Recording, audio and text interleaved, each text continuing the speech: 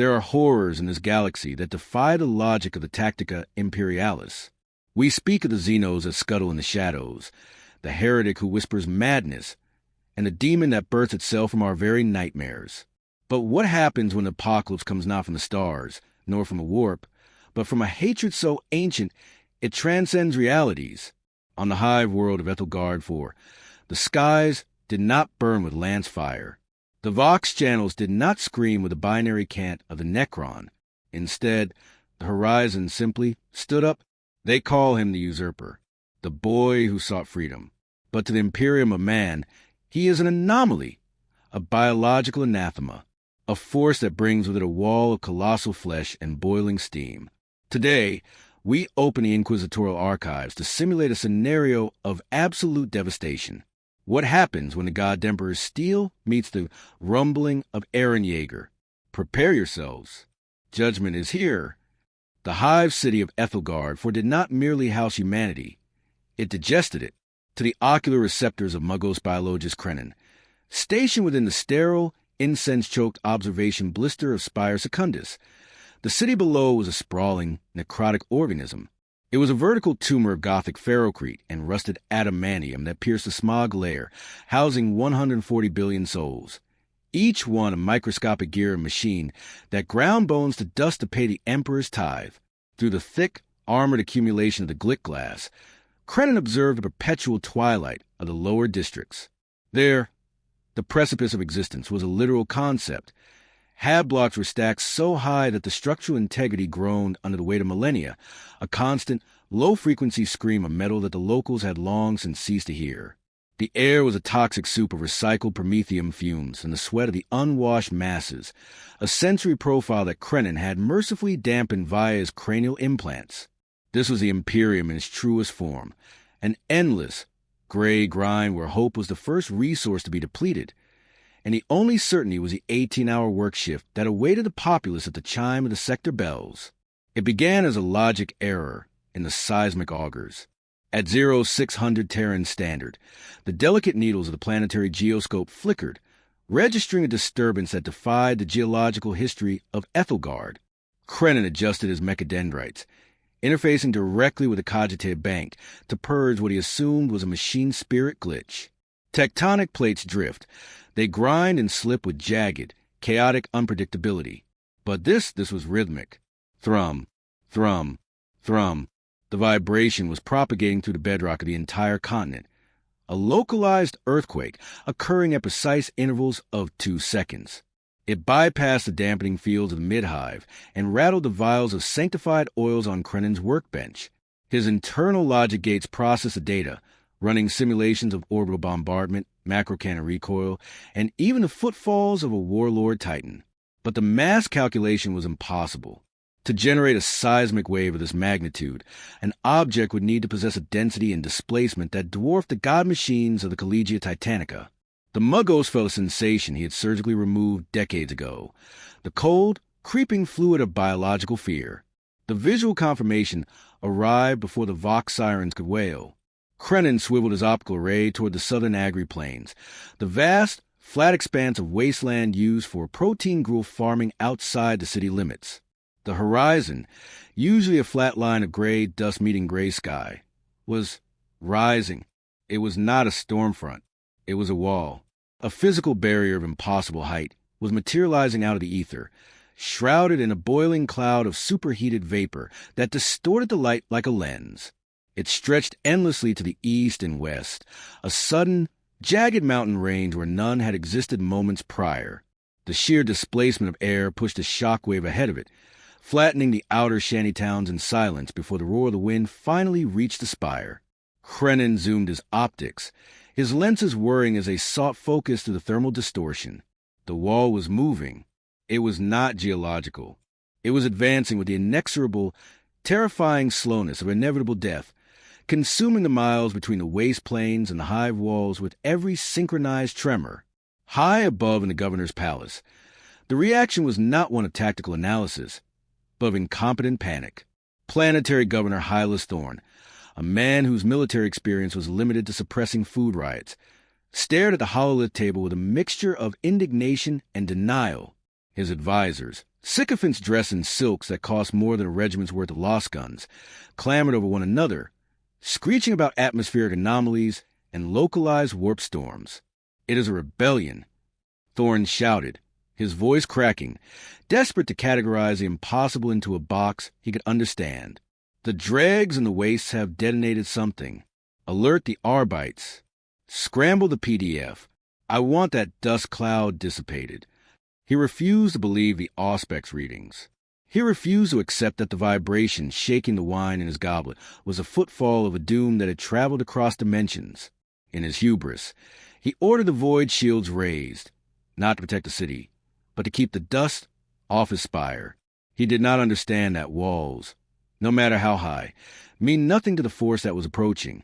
Back in the observation blister, Muggos Krenin saw the truth, and he began to chant the binary rites of the last unction. The wall of steam on the horizon began to thin as the wind whipped it away, revealing the nightmare beneath. It was not stone. It was flesh. Red, raw, muscle fiber flesh, stripped of skin, steaming in the cold atmosphere of Ethalgard. The mountain range was a phalanx of faces, colossal, skinless skulls, hundreds of meters high, with hollow eyes and rictus grins that spanned the width of half-blocks.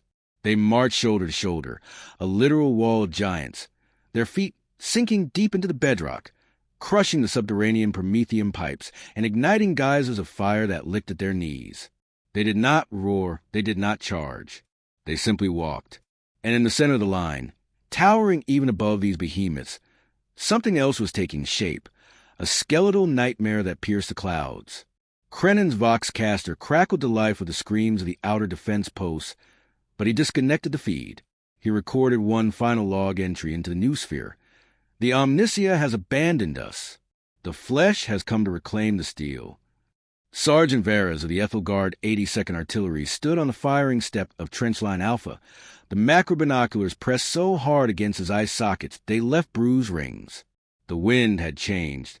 The hot, wet gale that had been blowing in from the waste suddenly cleared the obscuring curtain of steam, ripping away the veil to reveal the apocalypse in high definition. Veras had fought orcs on the fringes of the sector. He had seen the scrap metal gargants they built in effigy of their brute gods. He was prepared for metal. He was prepared for tracks, wheels, and engines. He was not prepared for nudity. The horizon was a sea of red sinew. Stretching as far as the lens could see, a line of humanoid monstrosities, standing 60 meters tall, dominated the world. They were skinless, their anatomy a raw display of striated muscle and exposed bone, steaming as if they had just been flayed by a torturer of the Dark Eldar. They dwarfed the Pharaoh Creek bunkers of the PDF line, making the defensive wall look like a child's sand castle awaiting the tide. The ground beneath Veras's boots didn't just shake. It convulsed, a rhythmic heaving that threatened to dislodge the fillings from his teeth. 2. It was the faces that broke the morale of Platoon 4 before a single shot was fired. Through the magnification of the magnoculars, Veras stared into the eyes of the enemy and found nothing. No malice, no tactical calculation, no rage. Just a hollow, dead stare set above a mouth stretched into a permanent, lipless rictus. It was a grin that mocked the sanctity of a human form, a biological heresy that made Veras's stomach turn. There were millions of them. The red horizon was not a metaphor. The sheer density of their bodies blocked out the sun, casting a long, fleshy shadow over plains that raced toward the defensive lines. They moved in perfect, terrifying unison, a wall of lumbering death that bobbed and swayed with a hypnotizing cadence.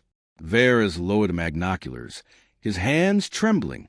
Beside him, a loader named Jenks vomited onto his boots, mumbling a prayer to the God Emperor that sounded more like a whimper for his mother.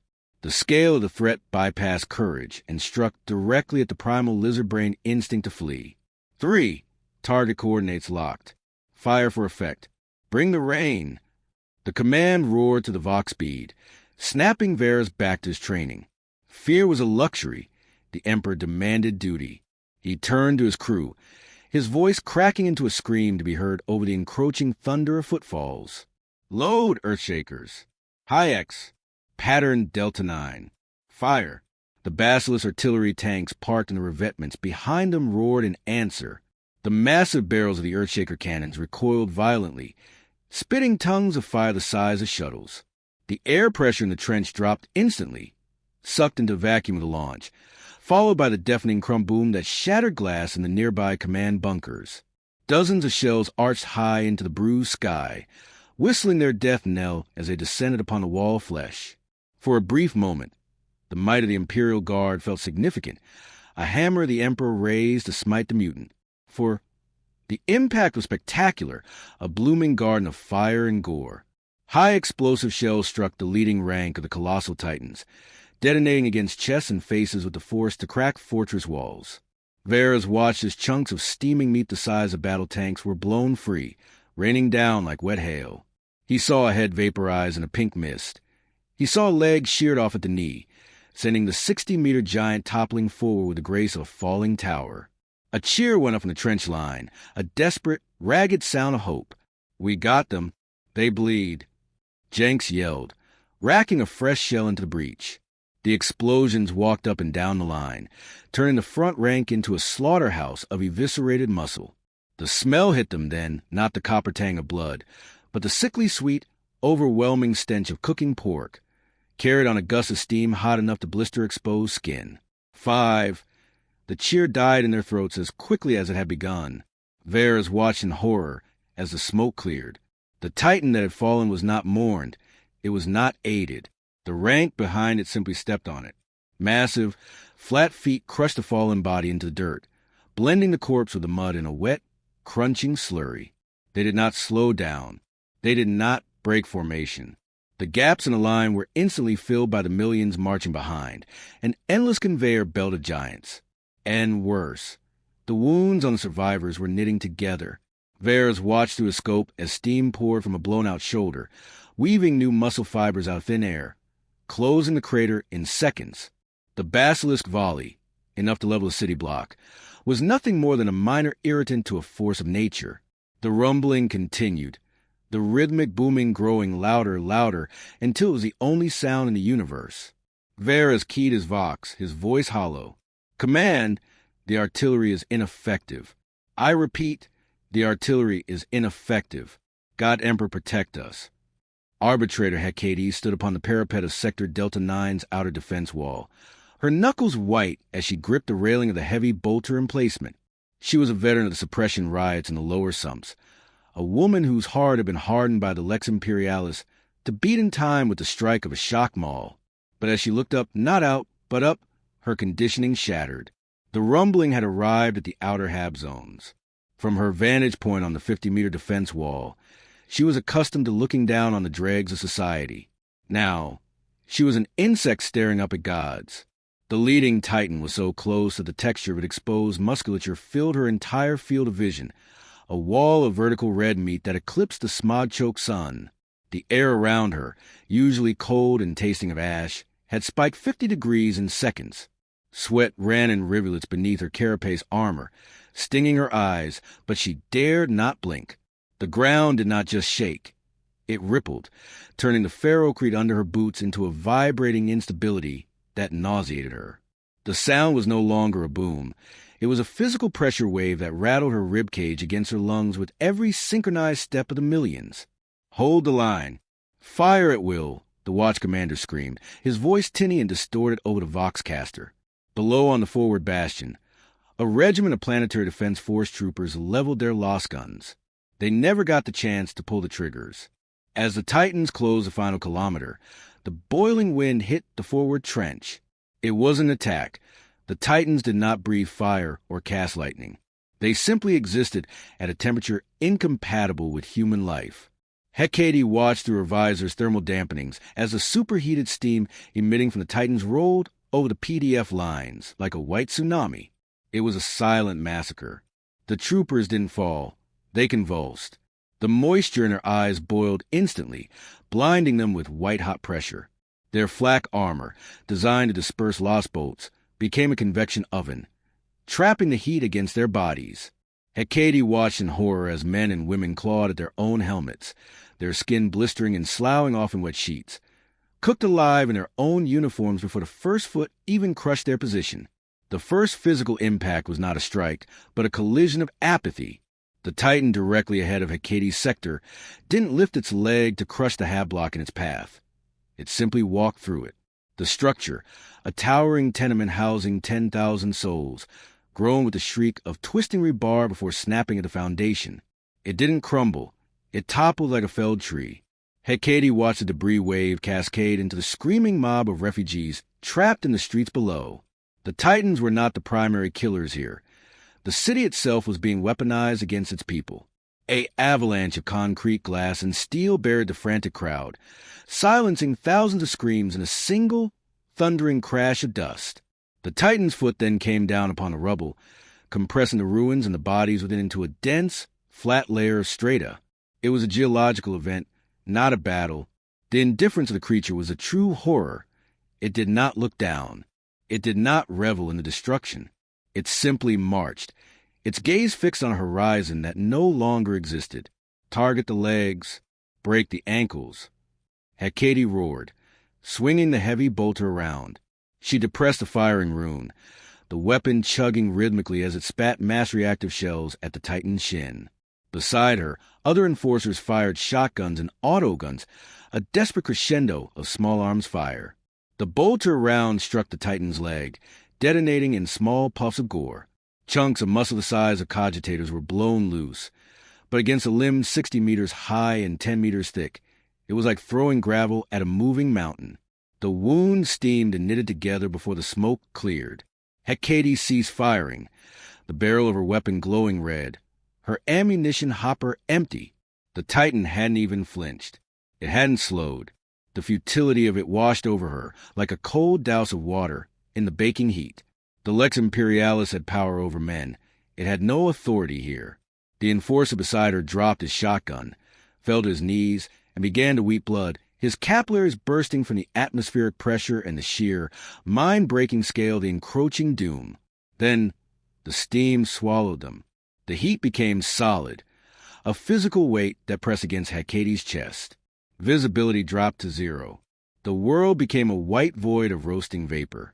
She could no longer see the Titan, but she could hear the wet, heavy sound of the foot lifting from the mud, the suction loud enough to pop eardrums.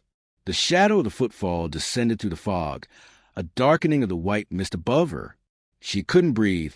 The air was too hot, scorching her throat with every gasp. The Vox channels were filled with nothing but static and the wet, gurgling screams of the dying. Hecate backed away, stumbling over the corpse of her commander, until her back hit the rear blast door of the guard tower. There was nowhere to run.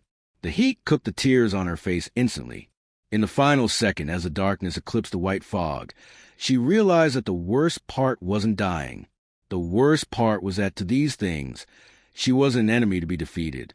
She was just an ant on the pavement, unaware of the boot until the sky went black. The interior of the Lehman Rust Battle tank hand of Dorn smelled of recycled sweat, machine oil, and a bitter tang of anxiety. Tank Commander Jackson gripped the rim of the cupola hatch, the vibration of the V-12 multi-fuel engine rumbling through his skeletal structure, a comforting, mechanical purr that usually promised invincibility. Behind him, the engines of the 7th Armored Company roared in a chorus of 60 steel beasts, a wedge formation of adamantium, designed to break the back of any Xenos charge. But as Jackson looked to the periscope, the confidence of the machine's spirit faltered. The enemy was not charging. They were waiting. The rumbling approached like a red tide, the heat radiating from the giants causing the tank's thermal aspects to flatline in a wash of white noise. Driver, stabilize. Gunner, load high explosive. Target the lead giant. Center mass on the knee joint. Jackson barked, his voice steady despite the trembling of his hands. The tanks looked like toys scattered on a carpet before the feet of clumsy adults. The scale was wrong. Warfare was about geometry and angles, but here, the geometry was simply verticality. The hand of Dorn lurched forward, tracks grinding the ferrocrete, a 60-ton predator driving into Maw of a God. Fire! The command was a collective scream across the company Voxnet. 60 battle cannons spoke in unison, a thunderclap that briefly drowned out the booming footfalls. The hand of Dorn bucked violently, the recoil mechanism hissing as it slammed back. Jackson watched the shell arc through the steam-choked air, a solid slug of mass reactive death. It struck the shin of the nearest Titan with a wet, meat-slapping thud before detonating. The explosion was visceral, a fountain of boiling blood and shredded muscle that painted the ground red. The Titan's leg was sheared cleanly at the calf, the bone shattering with sound like a cracking glacier. The giant pitched forward, its center of gravity lost, and crashed into the ruins of Manufactorum with earth-shattering force. "Target destroyed," the gunner yelled, a triumphant cheer echoing through the hull. For a heartbeat, the crew believed. They saw blood, they saw bone. If it bleeds, the guard can kill it. The heavy bolters and sponsons opened up, chugging rounds into the fallen beast, shredding the steaming nape. But the triumph was strangled in the cradle. Jackson's eyes widened as he watched the fallen Titan through the magnified optics. It wasn't dead. It wasn't even slowing down. From the stump of the severed leg, vapor erupted with the pressure of a broken steam main, and within that white cloud, red tendrils of muscle were weaving themselves back together at a speed that defied biological law. It was warp sorcery, pure and simple. Worse, the Titans behind the fallen one did not stop to assist, nor did they falter. They simply walked over their comrade, their massive feet finding purchase on the rubble and the prone body alike. The hand of Dorn fired again, blowing a hole through another Titan's gut, but the creature didn't even break stride. The hole steamed and closed before the shell casing hit the floor of the tank. "They regenerate," Jackson screamed into the Vox. "Ballistic damage is negligible. Aim for the joints. Try to immobilize them." But he knew it was futile. It was like trying to hold back the ocean with a spoon. The sheer kinetic mass of the enemy was a weapon that no amount of explosive ordnance could counter. The distance closed. The first line of tanks vanished under the steam. Jackson heard the scream of tearing metal over the Vox. Not the sound of penetration hit, but the shrieking agony of hulls being physically punted. A vanquisher to his left, the Emperor's Fury, fired point-blank into a Titan's ankle. In response, the giant didn't attack. It simply walked to the tank's position. The massive, skinless foot caught the 60-ton tank on the side of its chassis. Jackson watched in disbelief as the Lehman Russ was lofted into the air, flipping end over end like a discarded ration tin. It crashed upside down 50 meters away, its track spinning uselessly, before being crushed flat by the following Titan. The physics were nauseating. The Titans possessed such momentum that the tanks were not obstacles. They were gravel. The ground shook so violently that Jackson's driver lost control, the hand of Dorn slewing sideways, throwing a track. "We're immobilized!" the driver shrieked. "Get us out! Get us out!" The shadow fell over them. It was a darkness deeper than night, a physical eclipse caused by the soul of a foot descending from the heavens. Jackson looked up through the cupola one last time. He saw the texture of the Titan's soul, the ridges of skinless flesh, the debris of the city embedded in the heel, the steam hissing from the pores. It descended with agonizing slowness, a hydraulic press the size of a city block. "Button up! Brace!" Jackson roared, dropping into the turret and sealing the hatch. The crew huddled together in the red emergency light, the tank murmuring its final prayers. The impact was silent at first, just a sudden increase in pressure that popped their ears. Then came the sound of the adamantium hull groaning, a high-pitched whine as the strongest metal in the galaxy reached its yield point. Rivets popped like bullets inside the cabin. The ceiling began to descend. Jackson stared at the golden Aquila stamped on the console, whispering the litany of protection, until the roof met the floor and the hand of Dorn became part of the road. The upper atmosphere of Ethalgard tore apart as the strike cruiser hammer of Dorn dumped its payload into the gravity well. To the terrified survivors huddled in the ruins of the lower hive, the sky appeared to be weeping fire. These were not the slow, clumsy shuttles of the Imperial Navy.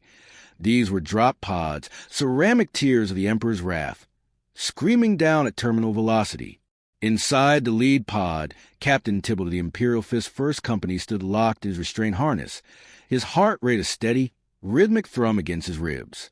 The interior was a shrine of red tactical lighting and the scent of sacred unguents. The Vox feed in his helm was a wash of panicked screams from the surface, but he filtered them out, focusing only on the target data. "Brothers, His voice grated like grinding stones over the squad channel. The enemy is biological siege weaponry. They threaten the sanctity of the Imperial domain. We are the stone. We are the shield. The retro thrusters fire with a bone-jarring impact, slamming the pod into the shoulder of a ruined hab spire. Explosive bolts detonated, blowing the ramp doors open into the steam-choked hellscape. Tybalt stepped out onto the precipice, his yellow power armor gleaming like a miniature sun amidst the gray ash. His auto-senses immediately fought to compensate for the blinding white opacity of the steam. Thermal imaging overlaid the world in hues of angry orange and deep crimson. Below him, the sea of Titans marched, a river of raw muscle that stretched to the horizon. It was an offense to the rigid order the Imperial fists held dear. Jump packs, vertical engagement protocols. Tybalt ordered, revving his chains word. The weapon's motor growled, a hungry, mechanical beast eager to feed. With a thought, he ignited his jump pack. The turbines on his back roared, lifting his half-ton bulk into the air on a pillar of blue flame. The squad followed, 10 golden angels ascending into the boiling wind. They did not fall upon the enemy. They hunted them. Tybalt vectored toward the nearest giant, maneuvering to the searing updrafts with the grace of a raptor. He wasn't aiming for the legs. The logic of the Astartes was absolute. If the limb regenerates, sever the command node. The collision was kinetic and brutal. Tybalt landed on the upper vertebrae of a colossal titan, his maglock boots clamping onto the slippery, skinless muscle. The heat was intense, triggering temperature warnings on his retinal display, but his ceramite plating held. The titan didn't even seem to register his presence. It just kept walking. Purge the unclean. Tybalt roared, driving his chains word downward. The monomolecular teeth spun at thousands of revolutions per minute, biting into the flesh of the nape. It was like cutting through wet clay. Blood, hot as magma, sprayed across his visor, hissing as it boiled off the lenses. He carved a deep meter-long trough, severing the spinal connection. The giant shuddered. For the first time, the rhythmic booming of its gait faltered, with a sound like a collapsing cathedral. The 60-meter monstrosity went limp, toppling forward into the backs of its kin. As it fell, Tybalt engaged his jump pack again, launching himself clear before the impact, ready to find the next neck. It was a harvest. The Astartes were blurs of yellow motion, hopping from titan to titan, leaving severed spines and toppling giants in their wake. Brother Alaric, dual-wielding plasma pistols, turned the nape of a titan to slag in a blinding flash of blue energy. Brother Karas used a power fist to simply punch the vertebrae out of alignment with a thunderous crack. For 10 minutes, they were gods of war, dispensing death with surgical efficiency. But as Tybalt landed on his 12th kill, his boots skidding on the gore-slicked muscle, the grim reality of the mathematics set in. He looked to the horizon. For every titan they felled, 10 more marched from the mist to trample the corpse. The pileup of bodies was creating a ramp for the ones behind to climb over. The Imperial fists were killing them faster than any human force could dream of, yet the line had not slowed by a single second. The ammunition counters in Tybalt's helm were ticking down. The fuel in their jump packs was burning away. This was not a battle. It was an ocean, and you could not stab the ocean to death. Captain, thermal saturation reaching critical levels. Brother Hestus shouted over the Vox. Tybalt turned to see Hestus grappled, not by a hand, but by the steam itself. The titan he was standing on vented a sudden, concentrated blast of superheated pressure from its back. The Astartes was engulfed. The heat was so intense it overwhelmed the power armor's cooling systems instantly. Hestus fell, his jump pack faltering, tumbling down into the gap between the marching giants. There was no scream, just a wet crunch of him being crushed between two moving walls of muscle. The transhuman dread, the fear that Astartes usually inflicted on their foes, reversed. Tybalt felt a flicker of something cold in his gut. These creatures had no morale to break. They had no commanders to assassinate. They were an inevitability. Pull back. Tybalt commanded, launching himself toward the spire of a hive cathedral that was still standing. We cannot hold the tide with blades alone. We need the god machines. The endless rhythm of the march changed. The wall of Colossal Titans, a unified front of destruction that seemed unbroken, suddenly split down the center. They parted like the Red Sea before a prophet of old, bowing their heads in deference to the horror emerging from the dust. Codicil Arthas, bracing himself against the gargoyles of the Sanctum Spire, felt the air pressure drop so drastically that the blood vessels in his nose ruptured.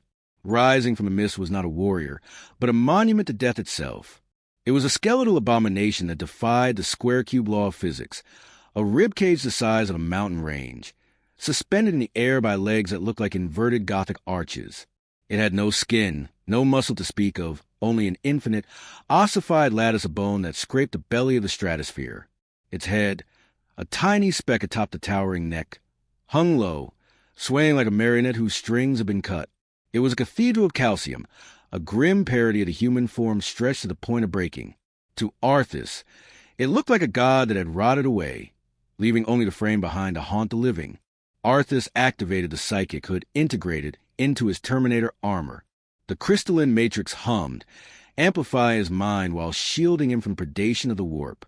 "I see the Nexus," he whispered into the Vox, though he doubted anyone was listening. The creature, it had no soul in the traditional sense. When Arthas looked at an orc, he saw a crude, burning fire.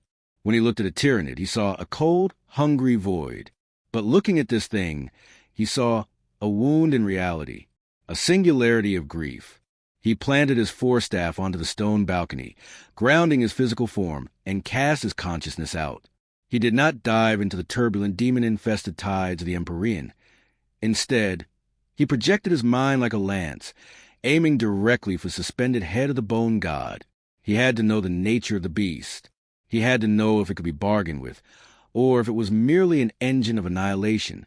The transition was violent, a sensation being pulled through a straw, stripping away his senses until only the mind remained. Silence, the roar of the rumbling, the screams of the dying, the thunder of bolters, all of it vanished instantly. Arthas opened his mind's eye and found himself standing not in the warp, but in a desert of impossible stillness. The sand was white and fine, stretching infinitely under sky filled with an aurora of shifting lights. In the center of this dimension stood a tree. No, a pillar of light that branched out into infinity, connecting the earth to the heavens. It was a coordinate. The psychic architecture was alien to everything the Imperium knew. It was not chaos. There was no corruption here, only an agonizing, sterile purity. Arthas felt small. Even as a space marine, a transhuman warrior of the Emperor, he felt like a speck of dust before the history of this place. He saw the threads of light connecting every Titan outside to this central point, a network of slavery and command that bound millions of wills to a single purpose. "Who are you?" Arthas demanded, his mental voice booming like thunder across the dunes. "Identify yourself. Xenos." He expected a monster. He expected a demon prince of Khorne or a Nurgle-bloated lord. Instead, he saw a child. Standing at the base of the pillar of light was a boy with dark hair and eyes that held the weight of 1,000 lifetimes. The boy did not look up. He was molding the sand, building the very monsters that were currently trampling Ethalgard for. The contrast shattered Arthas's composure. "Stop this," Arthas commanded, channeling the will of the Emperor. "By the authority of the Golden Throne, I command you to cease." The boy stopped. He looked up. His eyes were not human. They were abysses. "I am not a slave to your throne." The boy's voice resonated, not in words, but as a concept inserted directly into Arthas's cortex. "I have always been free, and I will keep moving forward until my enemies are destroyed." It was a will of adamantium, harder than any mental fortress Arthas had ever besieged. The backlash was instantaneous. The boy didn't attack with warp fire. He simply pushed back.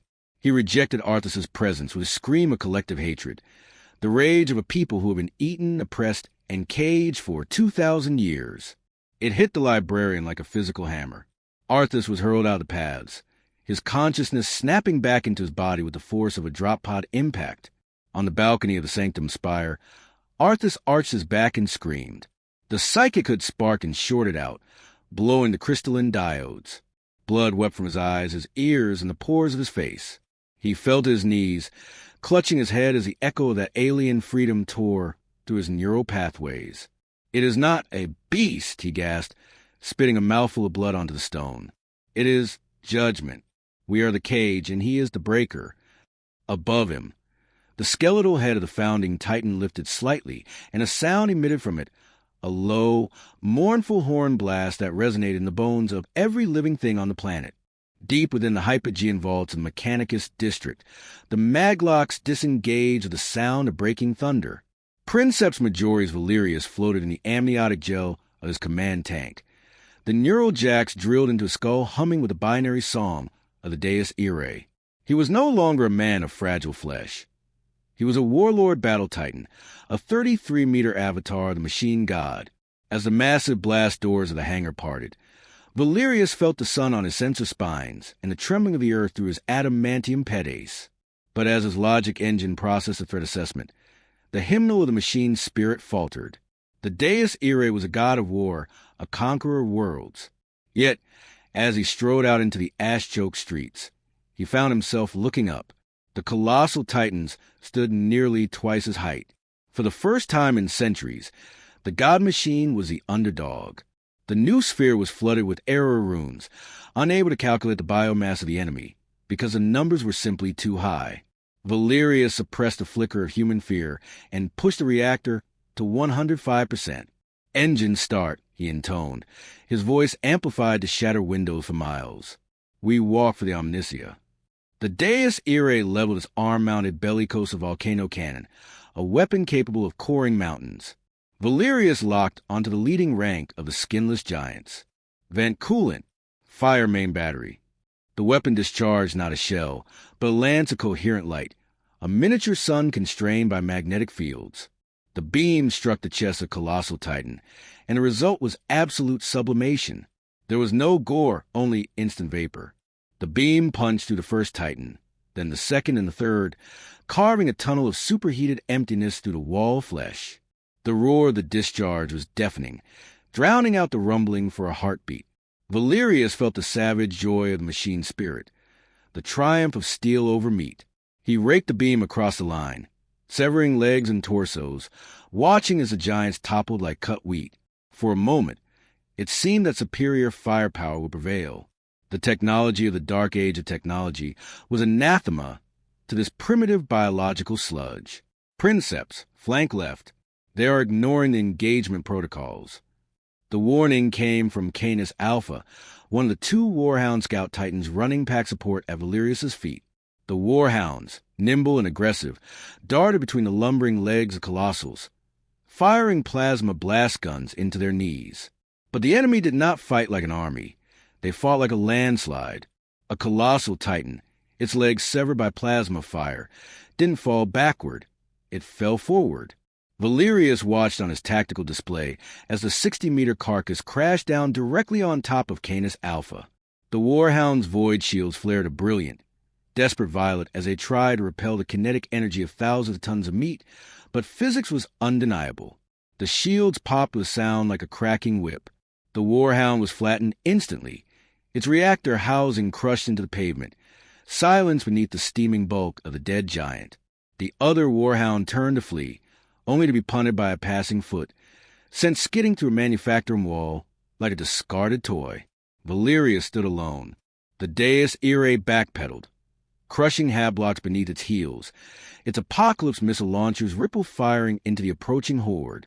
The explosions pockmarked the faces of the Titans, blinding them, but they did not stop.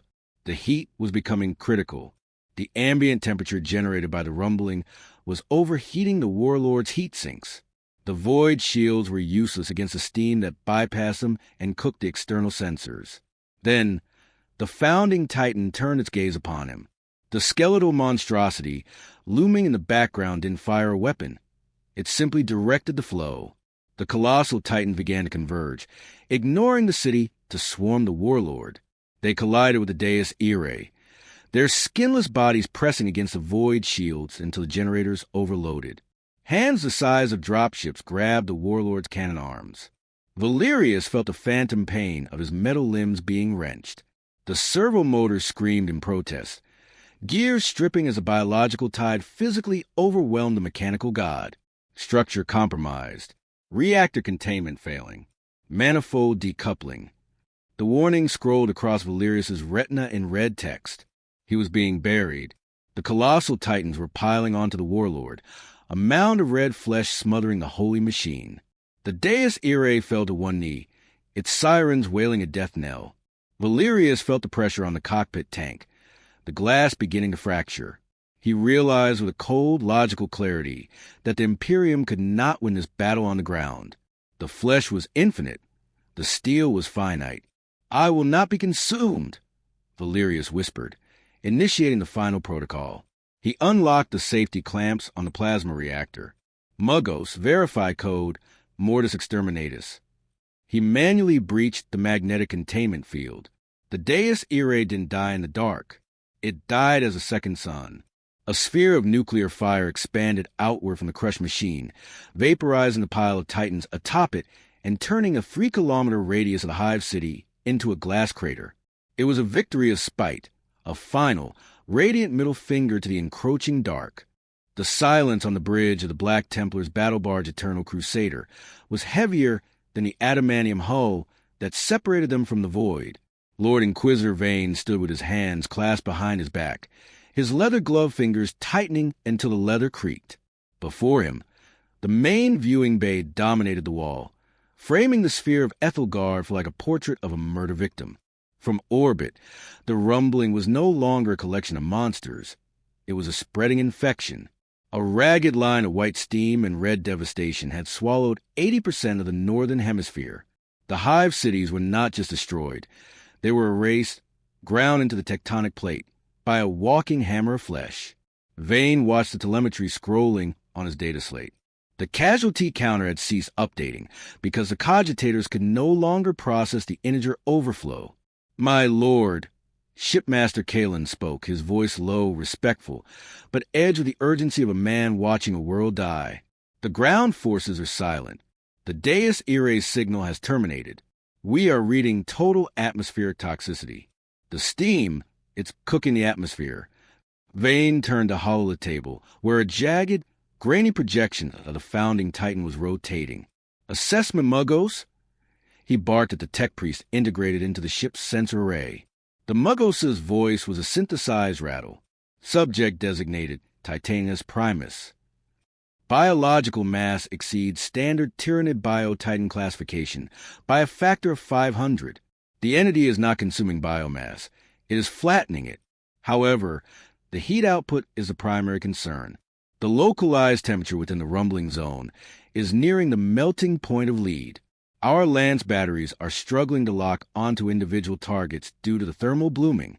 We cannot save the remaining population, Lord Vane. If we attempt an evacuation, the shuttles will burn on descent. The planet is not under attack. It is being sterilized. Vane looked back at the screen. The logic was cold, sharp, and undeniable. The Imperium did not deal in mercy. It dealt in containment. If this founder possessed the ability to travel between worlds, if this anomaly could manifest on Terra, then Ethalgard was already a lost cause. The arrogance of this creature, Vane whispered, tracing the inquisitorial rosette pinned to his chest. To think it can judge mankind. To think it can bring an apocalypse to the masters of the apocalypse. He looked at the few remaining green zones on the map, the last strongholds of the southern pole. There were perhaps 1 billion souls left there, huddled in the dark, praying for the angels of death to save them. Vane closed his eyes for a brief second. He did not see faces. He saw equations. To save 1 billion, he risked the quadrant. If this biological curse was warp-born, it could infect a fleet. "We cannot fight an ocean with sword. Shipmaster," Vane announced, his voice hardening into the flat, monotone timbre of a judge passing a death sentence. "And I will not allow this freedom to spread. If we cannot hold the world, we deny it to the enemy. Prepare the cyclonic torpedoes." The bridge crew moved with the synchronized, ritualistic precision of a clock mechanism. There was no hesitation, no debate. The killing of a world was a liturgy, written in the blood of the innocent to protect the guilty. Vane produced a golden key from around his neck, inserting it into the command lectern simultaneously with the shipmaster. By the authority of the immortal emperor of mankind. Vane recited, his voice amplified over the ship-wide vox, echoing to the gun decks and the engine rooms. I declare this world perdita. I consign its souls to the Emperor's mercy and its body to the void. Deep in the belly of the eternal crusader, the bombardment cannons were retracted. The massive ventral silo doors groaned open, revealing the cold vacuum of space. The cyclonic torpedoes, two-stage planet killers roughly the size of Hablocks, were lowered into firing tubes. The servitors loading them chanted binary hymns of destruction, anointing the warheads with sacred oils. These were not weapons of war. They were instruments of euthanasia. Fire, Vane commanded. It was a soft word, barely a breath. The ship shuddered slightly as the torpedoes were ejected. Vane watched on the view screen as the 4 projectiles streaked down toward the cloud layer, burning bright orange as they hit the upper atmosphere. They vanished into the white wall of steam that the rumbling had created. For a moment, there was nothing. Then, the crust of Ethalgard foreshadowed. The first stage of the torpedoes burrowed deep into the planet's core before detonating. The result was not an explosion, but a deconstruction. The tectonic plates cracked like a dropped dinner plate. Magma, bright and angry, vomited up through the fissures, swallowing the oceans of steam in a heartbeat. Vane watched as a wall of titans, that invincible regenerating army, was swallowed by the very earth they sought to trample. The atmosphere ignited. The planet turned from a blue-gray sphere into a blinding, cracked ball of fire. The freedom of EREN YEAGER was not defeated by strategy or courage. It was silenced by the absolute, uncaring magnitude of the Imperium's resolve. "It is done," Vane said, turning his back on the burning world. "Set course for the Mandeville Point. We have a report to file." The consciousness of EREN YEAGER did not reside solely within the bone cage of the founding Titan. It drifted in the timeless ether of the paths, standing upon the white dunes of an infinite desert. For years, he had kept moving forward. He had trampled the forests, the cities, and the civilizations of his own world to reach that scenery, the sight of a horizon unobstructed by walls. But here, in this cold, dark galaxy, the horizon was a lie. Eren looked up from the sand. The sky above the paths, usually a canvas of starlight and aurora, was darkening. Through the eyes of his Titan form in the physical world, he saw them. They were not birds. They were not the airships of Marley, fragile things of canvas and gas. They were cathedrals of iron, miles long, hanging in the void like gargoyles perched on the rim of existence. The Imperial Navy blotted out the stars. Eren felt a sensation he thought he had discarded long ago, the suffocating, claustrophobic realization that the cage was not a wall of stone, but the universe itself. He had sought freedom, but he had stumbled into a slaughterhouse where the butchers were gods of steel. He tried to understand the enemy through the connection of the coordinate. Searching for the spark of fear he was used to inspiring. In his world, the Alliance, the Marleyans, the Eldians, they all feared him. They hated him. Yes, but it was a hate born of passion, of history, of the cycle of revenge. But these things, these Imperial humans, Eren felt their intent washing over the planet like a cold radiation. There was no revenge. There was no history. They did not care about the Eldian Empire or the sins of the past. To them, he was not a devil. He was a glitch. He was a bacterium on a petri dish that had grown too large, and they were simply applying the disinfectant. It was a hatred so bureaucratic, so industrialized that it froze his very soul. He realized with a jolt of horror that he was not the protagonist of this story. To the Imperium of Man, the rumbling was not an apocalypse. It was a Tuesday. It was a localized Xenos incursion to be filed away in a data slate and forgotten before the ink was dry. The pain arrived before the sound. High above, the lance batteries of the Eternal Crusader aligned. Beams of coherent energy, focused through lenses cut from the crystals of dead worlds, struck the founding Titan. Eren screamed, a sound that echoed in the minds of every subject of Ymir across dimensions. The physical form of the founder, that mountain of bone he had constructed with such care, began to evaporate. He tried to command Ymir. Build, he willed, rebuild the ribs, knit the flesh. In the paths, the little girl moved with frantic speed. her bucket piling sand to reconstruct his body. But the speed of the Imperium's destruction outpaced the speed of creation. The sand in the paths began to turn to glass.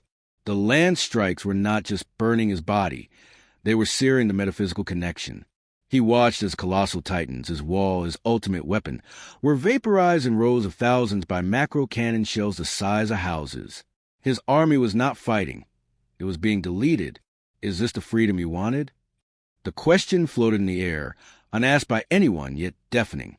Eren walked to the coordinate tree, the light flickering and dimming. He realized now the scope of his error. He wanted to flatten the world to see the sights Armin had read about, the seas of fire, the lands of ice. But in this galaxy, the sea of stars was filled with things worse than titans. If he crossed the ocean here, there was no freedom on the other side.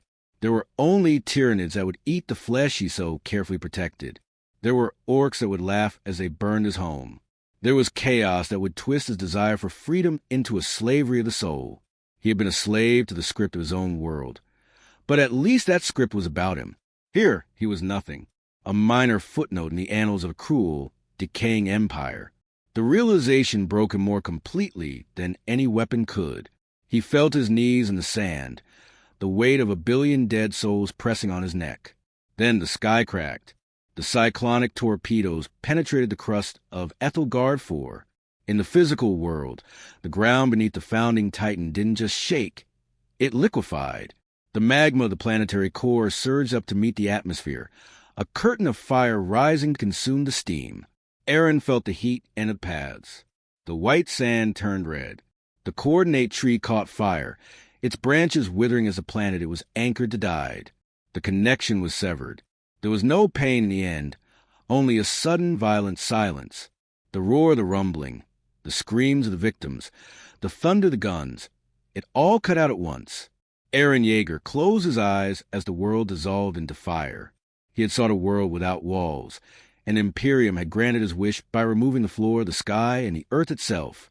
The boy who sought freedom drifted away into the void, just another ghost in a galaxy choked with them. The Hall of Records within the Administratum Spire on Terra is a place where history goes to die, buried under the weight of its own bureaucracy. The air is dry, recycled for 10,000 years, smelling of parchment, ozone, and the dust of skin flakes shed by 1 billion scribes. Adept Halder, a man who had not seen the natural light of the sun since its decanting, sat at a station in row 99, section Gamma 4. His workstation was a claustrophobic niche illuminated by the flickering amber glow of a lumen strip. Halder was not a warrior. He was a processor of the dead. His cybernetic optical implant word, as it scanned the backlog of data slates from the Segmentum solar archives, a pile that had been accumulating since the 38th millennium. To him, planets were not worlds of soil and sky. They were file sizes. They were tide grades.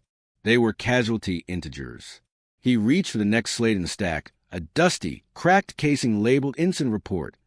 Ethalgard 4, cross-reference, anomalous biological incursion. He blew the dust off the seal, the gray particles dancing in the light, and slotted it into his cogitator. The screen flickered to life, scrolling text in high Gothic green. Halder's eyes darted back and forth, digesting the summary of the destruction. The numbers were high. 140 billion citizens terminated. Industrial output reduced to 0. Strategic value? No. But in the grand calculus of the Imperium, these numbers were unremarkable. Halder had processed files on Tyranid splinter fleets that had consumed subsectors entire. He had archived Orc YFs that had burned dozens of systems. Compared to the galaxy-spanning horrors that beset the throne daily, the rumbling was a statistical blip. It was a curiosity. The report classified the enemy not as a conquering army, but as a spontaneous mutational event. The file noted that the enemy lacked voidcraft, lacked ranged weaponry, and possessed 0 psychic shielding. The note in the margin, written by a long-dead inquisitor, read simply, "Subject implies a threat of infinite scale, yet demonstrates the tactical acumen of a stampeding grox. Dangerous to the unprotected, trivial to the prepared." Halder paused at the recovered audio logs from the Deus Irae and the Eternal Crusader. The transcription of the battle was fascinating in a detached, academic sense. The theoretical analysis section, compiled by the Ordo Xenos, posited a grim hypothesis. The founding Titan had attempted to impose a philosophy of absolute freedom upon a universe governed by absolute order. The report dissected the failure of the rumbling. In a universe defined by the warp, by void shields, and by weapons that could crack the crust of worlds, the sheer physical size of the Titans was irrelevant. Biological regeneration was a nuisance, not a victory condition. The report concluded that while the rumbling could have ended a primitive civilization like 21st century Terra in a day against the Imperium, it was merely a target-rich environment. The Titans were slow. They were visible. They were flammable. The machine spirit of Halder's cogitator hummed in agreement. Flesh is weak. Steel is strong. Yet, as Halder reached the addendum, a chill worked its way through his augmentations. The file contained a warning from the Ordo Malleus. The energy signature of the paths, the dimension for which the founding Titan drew its mass, did not match any known frequency of the warp. It was not chaos. It was something else. A pocket dimension of pure memory and will. The inquisitorial note posed a lingering, uncomfortable question. If this entity traveled here from a reality where it was the apex predator, are there others? And if they learn from this failure, if they return not with flesh, but with armor, not with steam, but with void shields, would the result be the same? Halder stared at the screen. The concept of multiverse was heresy, bordering on the theoretical madness of the Tiantian cults. He quickly deleted the query from the active memory. It was not his place to ask, what if? It was his place to record what was, and what was is a dead rock floating in the dark. The adept pressed the rune of finalization. The stamp descended with a heavy mechanical thunk, embossing the digital file with the red seal of the High Lords. Status: Exterminatus justified. Case closed. The file for Ethalgard 4 was ejected from the drive, its data compressed and sent to the deep archives, likely never to be opened again for another 10,000 years. Halder picked up the slate and placed it on a conveyor belt destined for the incinerator of redundant history. He did not mourn the billions dead. He did not pity the boy who wanted freedom. He simply reached for the next slate in the stack, a famine on a mining world in the Ultima Segmentum. The wheel of the Imperium ground on, lubricated by blood and indifference. As the lights in the sector dimmed for the night cycle, Halder muttered the thought for the day, his voice a dry whisper in the silence of the archives. Innocence proves nothing. A plea of innocence is guilty of wasting my time.